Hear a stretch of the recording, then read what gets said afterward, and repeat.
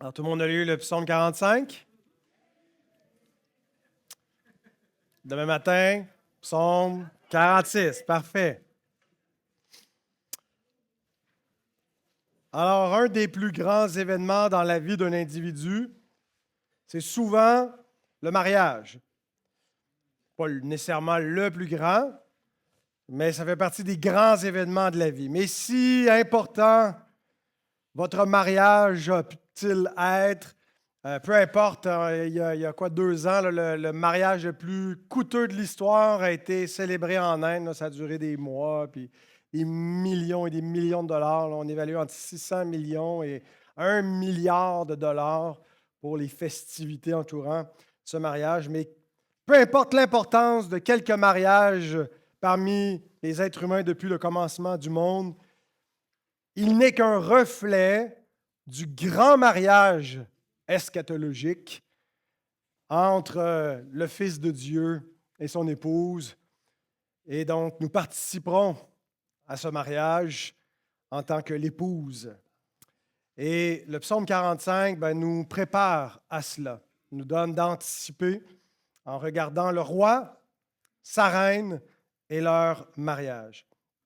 Alors, c'était aussi vrai pour les rois d'Israël que leur propre mariage pointait vers la venue de l'époux qui était attendu.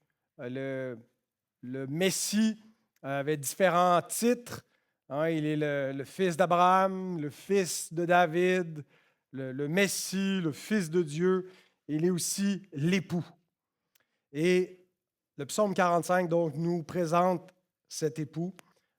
Et donc, on va lire sans plus tarder. Au chef des chantres sur les lys des fils de Corée, cantiques, chants d'amour, des paroles pleines de charme bouillonnent dans mon cœur. Je dis, mon œuvre est pour le roi, que ma langue soit comme la plume d'un habile écrivain. Tu es le plus beau des fils de l'homme. La grâce est répandue sur tes lèvres.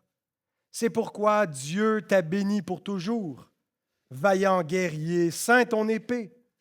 Ta parure est ta gloire. Oui, ta gloire. Sois vainqueur, monte sur ton char, défends la vérité, la douceur et la justice, et que ta droite se signale par de merveilleux exploits. Tes flèches sont aiguës. Des peuples tomberont sous toi. Elles perceront le cœur des ennemis du roi.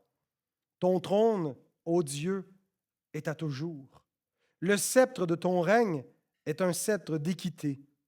Tu aimes la justice et tu hais la méchanceté. C'est pourquoi, ô Dieu, ton Dieu t'a oint d'une huile de joie par privilège sur tes collègues. La myrrhe, l'aloès et la casse parfument tous tes vêtements. Dans les palais d'ivoire, les instruments à cordes te réjouissent. Des filles de rois sont parmi tes bien-aimés. La reine est à ta droite, parée d'or d'Ophir. Écoute, ma fille, vois et prête l'oreille.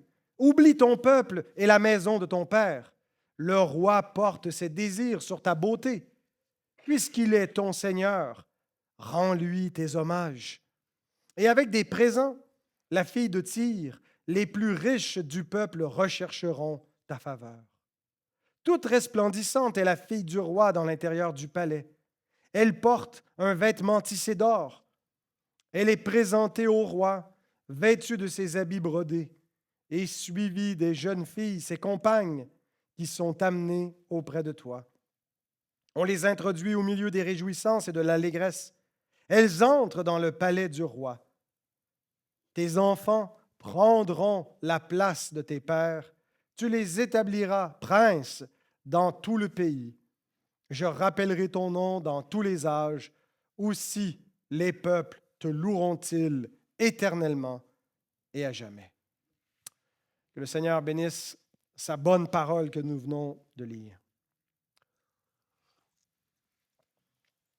Alors, voici comment nous diviserons ce psaume de 18 versets en 4 points. On a d'abord les 2 premiers versets qui nous présentent qui introduisent un peu le cantique, où c'est le poète qui parle et qui dit qu'il y a des paroles de charme qui bouillonnent dans son cœur et qu'il offre une œuvre poétique pour son roi. Et ensuite, il parle du bien-aimé, il décrit ce roi avec plein d'images qu'on va regarder. Ensuite, il nous parle de la bien-aimée et finalement, ils vécurent heureux et eurent beaucoup d'enfants. Donc, c'est une scène de mariage. Alors, on est dans la section des psaumes des fils de Corée. Ils sont écrits dans différents contextes, mais il y a une unité d'un psaume à l'autre, il y a une continuité. Mais là, on passe de la tristesse à l'allégresse. Les prophètes annoncent que la tristesse va se changer en joie, en rire. Elle nous annonce un festin et une joie finale lorsque toutes les promesses de Dieu seront accomplies. Et ça coïncide avec la venue d'un époux. L'époux céleste, c'est des noces. Et donc, les jeunes filles danseront de joie et il y aura de grandes réjouissances. Et donc, c'est une de ces scènes de mariage qui pouvait certainement décrire un mariage d'un roi d'Israël, mais qui anticipait le mariage du roi des rois. Alors, c'est l'orientation que nous prenons dans l'interprétation, l'orientation christologique. Mais quel est le roi initial pour qui ce psaume a été écrit? Donc, relisons versets 1 et 2. Chant d'amour, des paroles pleines de charme bouillonnent dans mon cœur. Je dis, mon œuvre est pour le roi, que ma langue soit comme la plume d'un habile écrivain. Alors, c'est un psaume qui est très unique en son genre dans tout le psautier, dans les 149 autres psaumes. Il n'y en a aucun qui a le même genre que ce cantique-là, qui emploie ces images ou qui serait un poème composé pour le mariage d'un roi. Il y a beaucoup de psaumes, des fois des psaumes de lamentation ou de confiance, ou les psaumes de montée, des psaumes qui invitent à l'adoration, qui ont beaucoup de points en commun. Celui-là, il est très unique. Mais il a quand même une ressemblance avec une autre partie du canon biblique, le Cantique des Cantiques. On retrouve des images similaires. Et donc, certains ont considéré que c'était peut-être Salomon, le roi en question, qui se mariait. On sait qu'il y a eu plus d'une épouse, là, mais peut-être sa première. Je vous cite la Bible d'études réformée. Si vous ne l'avez pas encore, ça a été publié en 2024 par Publication chrétienne. Je vous la recommande fortement. Il y a de bonnes introductions et de bons commentaires. Donc, ça dit ceci concernant le psaume 45. Ce chant a probablement été utilisé dans de nombreux mariages royaux tout au long de l'histoire d'Israël. Donc, il y a un point de départ. Peut-être ça a été composé pour un roi spécifique, peut-être bien Salomon, mais plusieurs rois l'ont sûrement entendu le jour de leurs noces. Puisque la royauté davidique reflète la royauté suprême de Dieu et anticipe la royauté du Christ, le psaume s'applique également à Christ, le roi et l'époux, et à son épouse, l'Église. Le psaume 45 est appliqué à Jésus-Christ dans Hébreux, chapitre 1, versets 8 et 9, qui cite textuellement ce psaume-là et l'applique au Fils de Dieu. Donc, notre lecture christologique, elle n'est pas forcée, elle est dictée par l'Écriture elle-même, par l'Épître aux Hébreux au chapitre 1, versets 8 et 9. Donc, voilà pour l'introduction. Regardons le bien-aimé. Et on pourrait s'arrêter sur plusieurs éléments, mais pour abréger, on va s'arrêter sur seulement 4 éléments du texte qui nous décrivent l'époux. D'abord, le verset 3. Et j'ai appelé ce sous-point le plus beau des fils d'Adam. Alors, quand on lit la première fois le texte en français, ça ressort moins, cette terminologie-là de fils d'Adam. Ça dit « Tu es le plus beau des fils de l'homme ». Mais l'expression « fils de l'homme », c'est « Bene Adam », fils d'Adam, le plus beau des fils d'Adam. La grâce est répandue sur tes lèvres, c'est pourquoi Dieu t'a béni pour toujours. Donc, on ne parle pas de n'importe quel fils de l'homme ou de n'importe quel fils d'Adam, de n'importe quel descendant d'Adam, mais le plus beau d'entre ses fils. Mais donc, cette petite mention au tout début de l'œuvre du psalmiste, après avoir dit que son cœur bouillonne et qu'il commence à écrire sa poésie d'abord pour le roi, ensuite pour la reine, il dit que ce roi est le plus beau des fils d'Adam. Et donc, il nous ramène vers le premier des hommes, Adam. Et avec Adam, on trouve aussi le tout premier mariage, le mariage protologique sur lequel les autres mariages vont être donnés. D'où vient le mariage? Où est-ce que ça a été institué? Est-ce que c'est une création des êtres humains, des sociétés, des hommes, ou c'est une institution créationnelle d'ordre divin? Alors, on voit au commencement, même s'il n'y a pas le mot mariage, que Dieu fait un mariage entre l'homme et la femme. Il prend la femme de l'homme, il prend une partie de l'homme, il forme une femme et il les unit et rien ne doit les séparer. Et donc, avec Adam, nous avons le tout premier mariage. Adam est donc un époux et en même temps, il est le roi de la création. Il est le premier homme. Dieu a tout mis sous ses pieds. Qu'est-ce que l'homme que tu te souviennes de lui? Tu l'as fait de peu inférieur à Dieu et tu as tout mis sous ses pieds. Et tu as fait une femme son égale pour qu'elle règne avec lui. Et ça s'est mal passé. Ils n'ont pas fini la lune de miel, que déjà le péché était entré dans le monde. Mais la promesse, c'est qu'il y aura un fils de l'homme et de la femme qui va être beau et qui va être aussi un conquérant, qui va terrasser le serpent, lui écraser la tête et détruire son pouvoir pour toujours. Donc, à partir d'Adam, on attend un fils.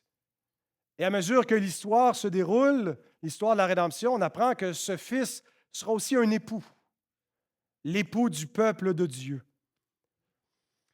Donc, de génération en génération, on attend, est-ce que c'est lui qui va enfin nous consoler de nos peines? C'est ce que dit Lémec lors de la naissance de Noé. Mais ce fils va venir beaucoup plus tard. Les promesses pour sa venue semblent lointaines. Dieu réitère sa promesse à Abraham. Mais le point que je veux souligner avec le psaume 45, c'est qu'il va être le plus beau des fils de l'homme.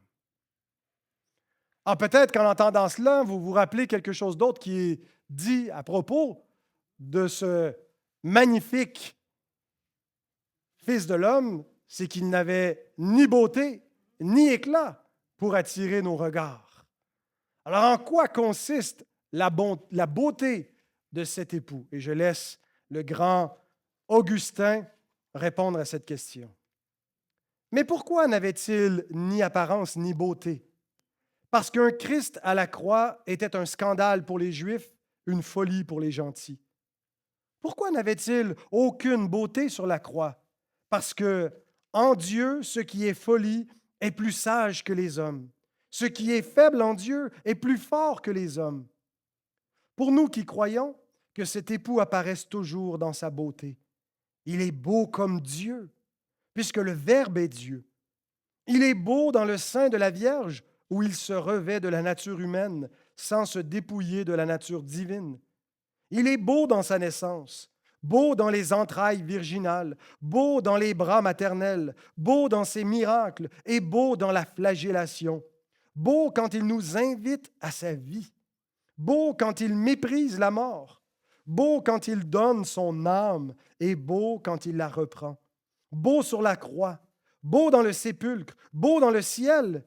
Écoutez ce cantique pour le comprendre, et que l'infirmité de la chair ne détourne point vos yeux de la splendeur et de la beauté de cet époux. La grande et la véritable beauté, c'est la justice. Dès que tu découvres l'injustice, il n'y a plus de beauté à tes yeux. Si donc il est toujours juste, il est toujours beau. Vous ne trouverez pas de plus beau que Jésus. Regardez partout. Il n'y en a pas de plus beau, de plus magnifique. l'époux royal. Mais pour ça, il faut l'œil de la foi. Et c'est Dieu qui donne des yeux pour voir. Sinon, les hommes ne voient qu'un Messie crucifié, ne voient que la faiblesse, voient ce qui est méprisable. Ils voient qu'il n'y a ni beauté, ni éclat pour attirer les regards. Un simple homme ordinaire, ils ne sont pas attirés par lui. Mais celui à qui Dieu ouvre les yeux voit en lui la gloire de Dieu, tous les trésors de la science, de la connaissance. Il voit le plus beau des fils de l'homme. Deuxième remarque sur cet époux. Il sera un vaillant guerrier, versets 4 à 6. Comme son père David, ce roi mène les guerres de l'Éternel. David était un conquérant et ce fils royal est aussi un conquérant. Mais sa conquête est un peu différente. Et elle est si noble qu'elle lui vaut des titres qui ne sont donnés à aucun autre roi. On parle de sa majesté, de sa magnificence au verset 4. Second, on traduit parure et gloire, mais le mot parure est traduit ailleurs par splendeur et gloire, et ce sont une expression qui sont réservées pour Dieu dans le psaume 96, verset 6, 111, verset 3, 145, verset 5. Mais c'est sa conquête qui vient comme un vaillant guerrier qui a ceint son épée. L'Apocalypse nous donne cette image de celui qui est sorti pour conquérir sur un cheval blanc, qui est appelé fidèle, celui qui va conquérir le monde, mais pas par la force de l'épée. Il a une épée, mais une épée qui sort de sa bouche, l'épée de la parole de Dieu. Donc, verset 5, « Sois vainqueur, monte sur ton char, défends la vérité, la douceur, la justice. » Ce n'est pas un roi qui va triompher en tyrannisant les hommes, comme beaucoup d'empereurs l'ont fait, mais qui vient défendre la vérité, la douceur et la justice. Il demeure néanmoins un redoutable guerrier qui sera victorieux. Mais il n'est pas venu s'en prendre aux hommes, il est venu les affranchir. Rappelons-nous de ce qui est dit au tout début, que ce fils d'Adam, la postérité de la femme, va écraser la tête du serpent. L'apôtre Jean fait écho à cela lorsqu'il écrit dans 1 Jean, chapitre 3, verset 8, « Le Fils de Dieu a paru afin de détruire les œuvres du diable. » Il a conquis par sa croix. Sa conquête n'était pas que pour le peuple d'Israël. Il est venu à la conquête du monde entier. Et il est venu pour régner sur le monde entier. Cet univers qui avait été placé sous les pieds du premier homme, Adam, et qui a été perdu au profit de la puissance diabolique. Cet époux conquérant va s'abaisser pour un peu de temps sous les anges, non pas qu'il va être sous la domination des anges déchus, Satan, mais qu'il va prendre un statut qui, momentanément, est inférieur à raison de la chute, où Dieu a placé même les anges sous les pieds de l'homme, mais par sa chute, l'homme s'est placé sous le pouvoir des anges. Et Christ, pour un peu de temps, est descendu dans cet état d'infériorité afin de renverser le pouvoir diabolique qui détenait la création et qui asservissait tous les fils d'Adam. Au verset 6, « Tes flèches sont aiguës, des peuples tomberont sous toi, elles perceront le cœur des ennemis du roi. » Un vaillant guerrier, donc. Troisième remarque, il va recevoir un trône. Mais un trône duquel vient un pouvoir comme aucun autre homme ne possède. Un trône qui semble divin et un règne de justice au verset 7 et 8. Il est dit, « Ton trône, ô Dieu, est à toujours. Le sceptre de ton règne est un sceptre d'équité. Tu aimes la justice et tu es la méchanceté. » Alors, quand on lit rapidement, on se dit, ah ben là, il parle plus à son roi. Il parle plutôt à son Dieu. Mais c'est ces versets qui sont cités par l'auteur de l'Épître aux Hébreux et qui sont attribués au roi du psaume 45, qui est le Fils incarné. Ton trône, ô Dieu, est à toujours, le sceptre de ton règne est un sceptre d'équité. Tu aimes la justice et tu hais la méchanceté. Ça peut paraître étonnant de lire dans les textes des Juifs une mention qui s'adresse à un roi, parce qu'avant de parler directement à Jésus, il y avait une figure royale humaine. On a dit Salomon et les autres fils de David. Et on sait que les Juifs, contrairement aux nations païennes, ne divinisaient pas leur roi. Les rois étaient des hommes bien ordinaires, bien mortels, bien faillibles. Mais ici et là, on retrouve des titres divins qui sont attribués à des rois humains.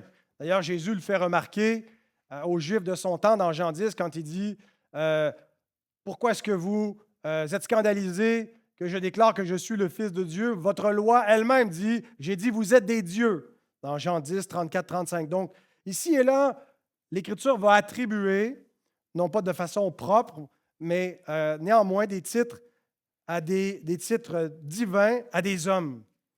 Mais ici, il y a une explication pourquoi le trône est un trône divin.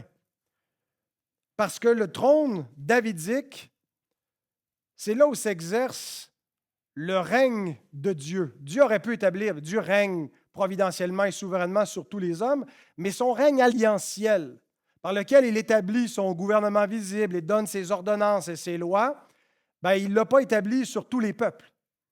Il l'a établi sur un seul peuple, le peuple d'Israël, et il a choisi lui-même le roi qu'il voulait mettre à la tête de ce peuple.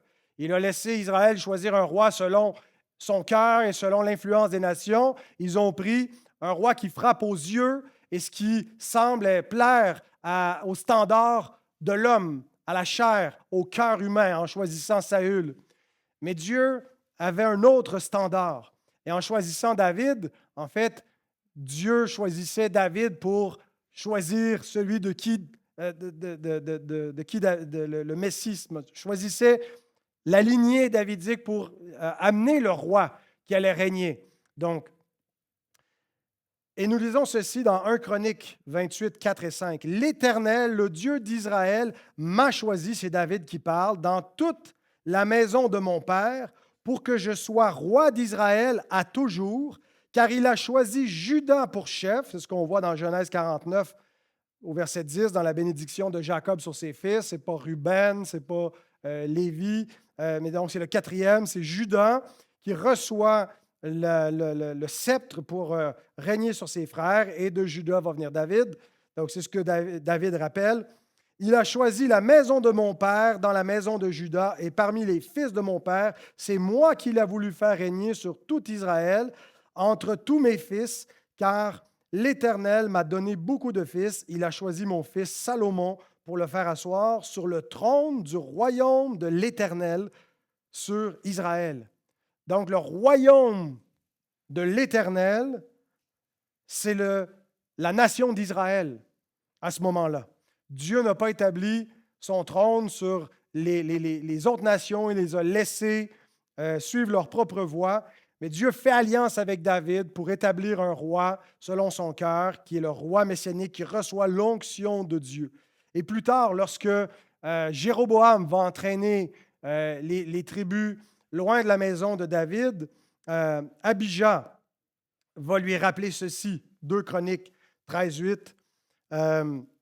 Et maintenant, vous pensez triompher du royaume de l'Éternel qui est entre les mains des fils de David. Vous pensez triompher du royaume de l'Éternel. Portez attention à cette expression. Le trône de David, c'est le trône que Dieu établit pour administrer son règne parmi les hommes. Mais c'est en vue d'un fils particulier à David. Et Dieu a promis à David que sa lignée n'aurait point de fin, que ses fils régneraient pour toujours.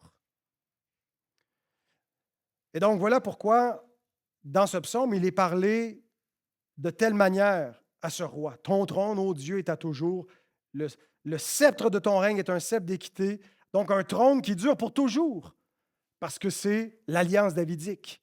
Mais il y a une autre raison pourquoi ce roi époux est appelé Elohim. Christopher Ash explique. Plutôt que de tordre le verset pour le rendre plausible dans le cadre d'une adresse à un roi historique de l'Ancien Testament, il vaut mieux y voir une autre indication que ces paroles inspirées par l'Esprit dépassent l'histoire de l'Ancien Testament pour annoncer la venue du Messie. Ce Messie, porteur adamique de l'image de Dieu, régnera sur le monde au nom de Dieu et sera lui-même l'image parfaite du Dieu invisible. Il est si étroitement et intimement lié au Dieu invisible qu'il peut, sans blasphème, être lui-même appelé Dieu. Et c'est la quatrième et dernière remarque sur le roi époux. Il est un roi divin. Et c'est le verset 8 qui le dit de façon le plus explicite. C'est pourquoi, ô Dieu, ton Dieu t'a oint d'une huile de joie par privilège sur tes collègues. Alors, la révélation divine n'est pas encore complète à ce moment-là. Et les lecteurs de la parole de Dieu, ceux qui recevaient ces oracles, devaient être pleins de questionnements. Qu'est-ce que ça veut dire?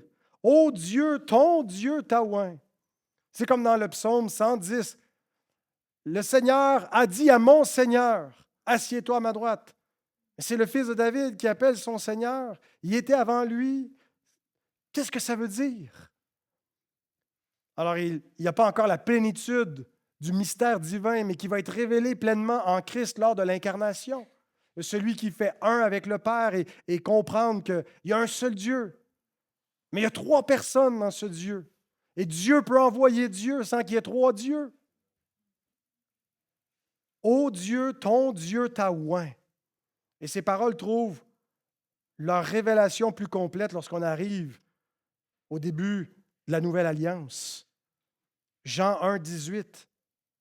L'apôtre nous rappelle, personne n'a jamais vu Dieu. Dieu, le Fils unique, qui est dans le sein du Père, est celui qui l'a fait connaître. C'est comme ce qu'il dit dans son prologue. Au commencement était la parole était avec Dieu, et la parole était Dieu. Il est avec, il fait un, il est distinct. Et donc, ça a pris des décennies pour que les théologiens chrétiens harmonisent ces données pour élaborer le dogme de la Trinité. On ne l'a pas inventé, mais on l'a compris à partir de la révélation biblique complète. Ô Dieu, ton Dieu t'a oint. Le verbe oint, c'est machash. On a Machia, le Messie, c'est loin de l'Éternel. Donc, loin de l'Éternel, c'est Dieu lui-même. Loin est donc divin et humain. Et c'est l'époux qui est envoyé au peuple de Dieu. Maintenant, toute cette description est faite à qui? On peut dire au lecteur, mais on peut imaginer la scène qu'on a les époux qui sont devant le prêtre, peut-être qu'il les marie en Israël, et le poète décrit l'époux à l'épouse. Il invite l'épouse à contempler son époux. Alors, la description nous est faite, à nous, la bien-aimée, pour admirer la gloire de notre roi époux. Le psaume enchaîne en parlant directement à la bien-aimée. Et j'aimerais considérer trois choses: son appel, sa consécration et sa gloire. D'abord, son appel. La reine et ses demoiselles d'honneur anticipent l'Église qui va être formée de toutes les nations conquises par le roi. On lit au verset 10 et au verset 15 et 16, « Des filles de roi sont parmi tes bien-aimés. La reine est à ta droite, parée d'or d'Ophir. Elle est présentée au roi, vêtue de ses habits brodés et suivie des jeunes filles. Ses compagnes qui sont amenées auprès du roi, on les introduit au milieu des réjouissances et de l'allégresse. Elles entrent dans le palais du roi. » Donc, c'est une image. Il y a de nombreuses des demoiselles d'honneur, mais on peut voir, dans le contexte de l'Ancienne Alliance, ici, ce qu'on peut voir, c'est les filles des rois vaincus qui sont amenés dans le cortège et l'une d'elles devient l'épouse. Alors, c'est peut-être un peu moins romantique, il y a quelque chose presque un peu de choquant, mais dans le contexte de la Nouvelle Alliance, dans le contexte prophétique et typologique de cette image, Dieu donne une épouse à son Fils qui est appelé parmi tous les peuples qui vont être conquis. Donc, son appel, elle est appelée parmi toutes les nations. Des filles de rois qui viennent et qui sont introduites auprès du roi dans son palais. Ensuite, sa consécration. L'épouse conquise doit changer d'allégeance. Versets 11 et 12. Écoute, ma fille, vois et prête l'oreille. Oublie ton peuple et la maison de ton père. Le roi porte ses désirs sur ta beauté. Puisqu'il est ton Seigneur, rends-lui tes hommages. Littéralement, en hébreu, c'est prosterne-toi. Donc, encore une fois, dans le contexte de la dispensation de la loi, c'est choquant. On a des peuples vaincus et on s'empare de leurs filles, on force le mariage et puis elle doit se prosterner devant ce roi. Mais dans la dispensation de la grâce, il y a quelque chose de magnifique. Et l'exhortation nous concerne directement. Écoute, ma fille, vois et prête l'oreille. Oublie ton peuple et la maison de ton père. Le roi porte ses désirs sur ta beauté. Puisqu'il est ton Seigneur, rends-lui tes hommages. Prosterne-toi devant lui. L'exhortation pour nous, c'est oublie le monde. Cherche pas tes anciens amours. Cherche pas à te prostituer avec le monde, à te complaire avec les anciennes idoles dont tu as été délivré. Plais à ton Seigneur. Sois une épouse entièrement dévouée pour lui. Paul dit quelque chose de semblable aux chrétiens dans 2 Corinthiens chapitre 11, verset 2. « Je suis jaloux de vous, d'une jalousie de Dieu, parce que je vous ai fiancés à un seul époux pour vous présenter à Christ comme une vierge pure. » Arrêtez de courailler. Arrêtez d'aller dans les temples d'idoles. Arrêtez de vous compromettre et de vous souiller avec votre ancienne vie. Je suis jaloux de vous d'une jalousie de Dieu. Vous appartenez à un seul époux. Les noces n'ont pas encore eu lieu.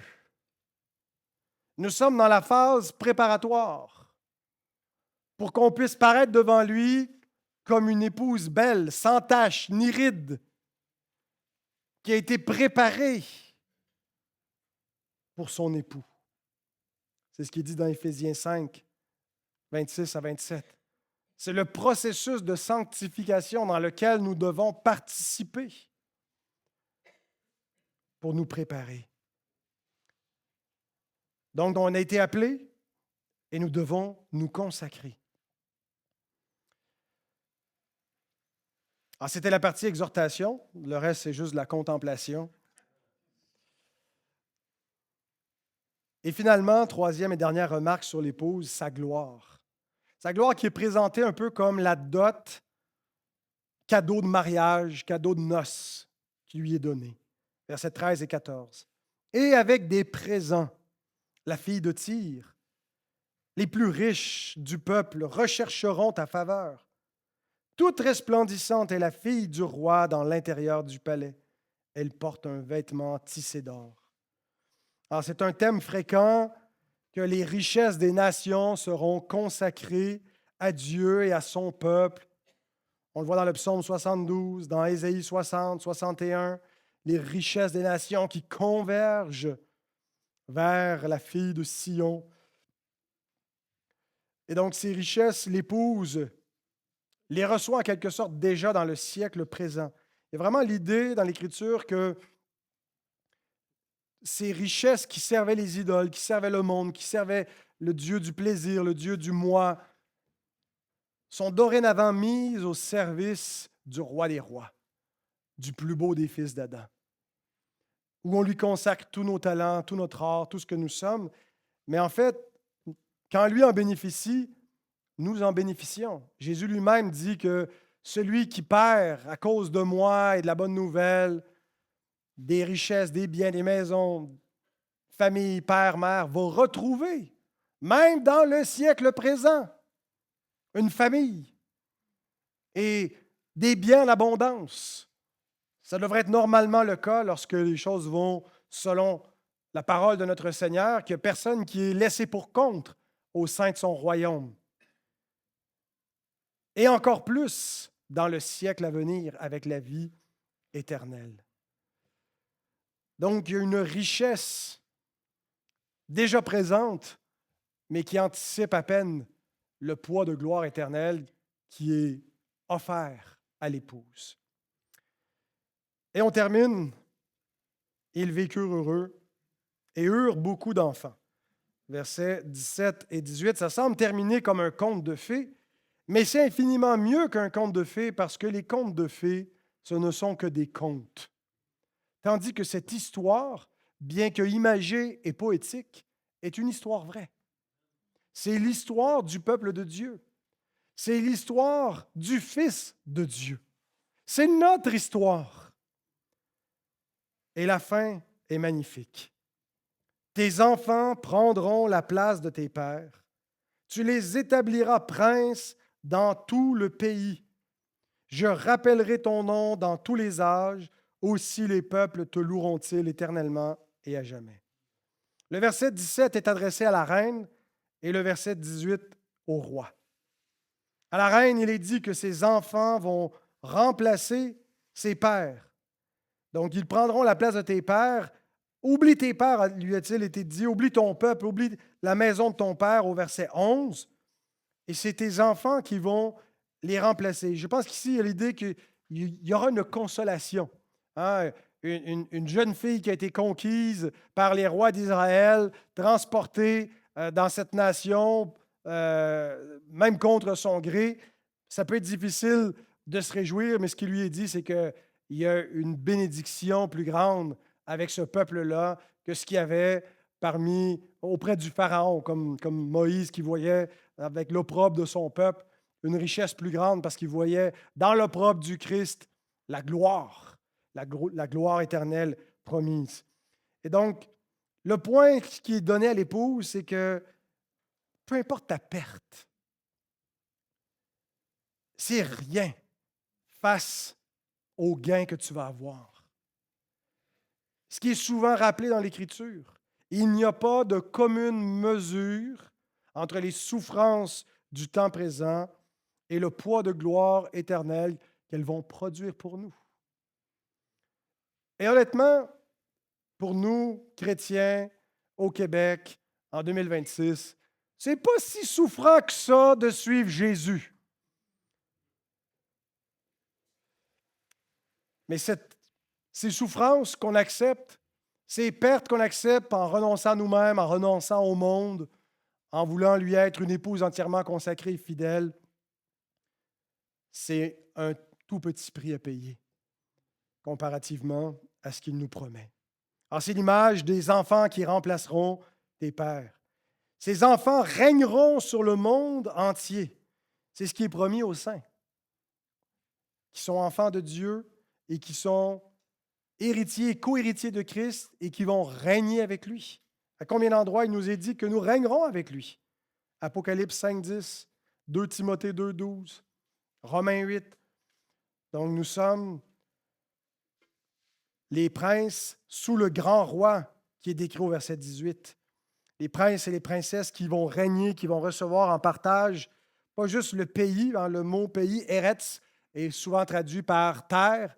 Au commencement, Dieu créa les cieux et le Eretz. Donc, ce n'est pas juste le pays, mais souvent le mot Eretz est limité juste au pays, à la terre d'Israël. Et il y a souvent un peu un jeu entre les deux. Comme Dieu a promis une terre à Abraham, c'était la terre promise, c'était Canaan, mais l'apôtre Paul voit qu'il y avait une portée plus grande que Canaan. Il lui a promis le monde, dit-il dans Romains 4.